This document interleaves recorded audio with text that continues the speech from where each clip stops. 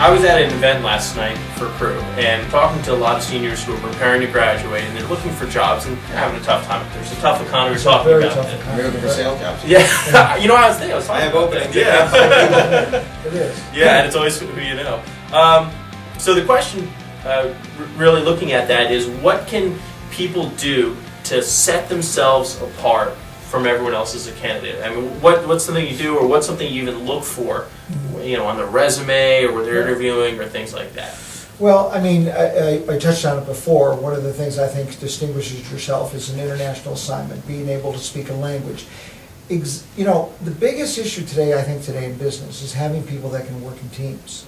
You got all kinds of intelligent people, but they don't do really well sometimes when they have to work. So if you've got background that shows that you've worked on teams, that you've done, you know, associations on the university campus, you've been involved in campus life and student government, and also that you have a heart for, you know, social entrepreneurship. I was just talking to a lady in Washington yesterday afternoon.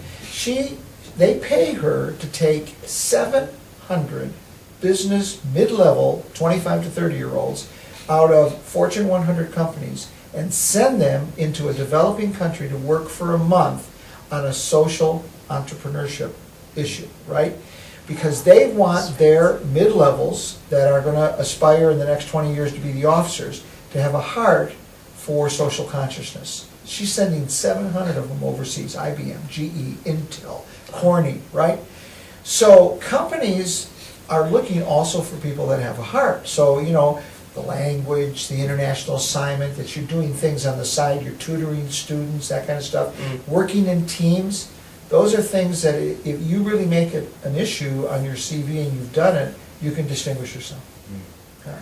I find in the interview process, what I'm looking for as an individual is basically three things. I'm looking for integrity, I'm looking for teachability, and then qualifications. Yeah.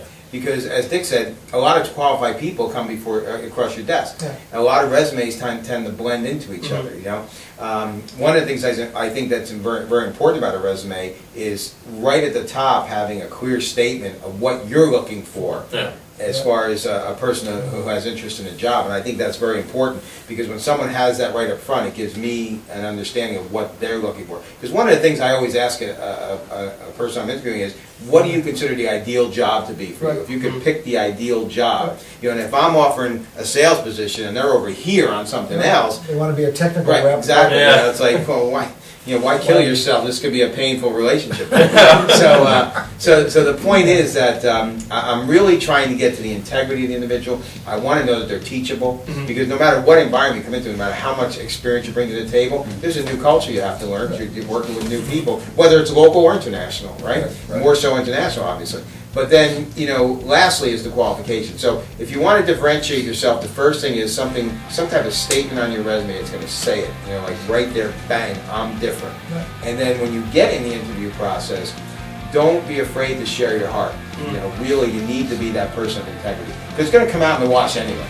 And believe me, it's a lot worse coming out a month into the job than it would be before you. Yeah, absolutely.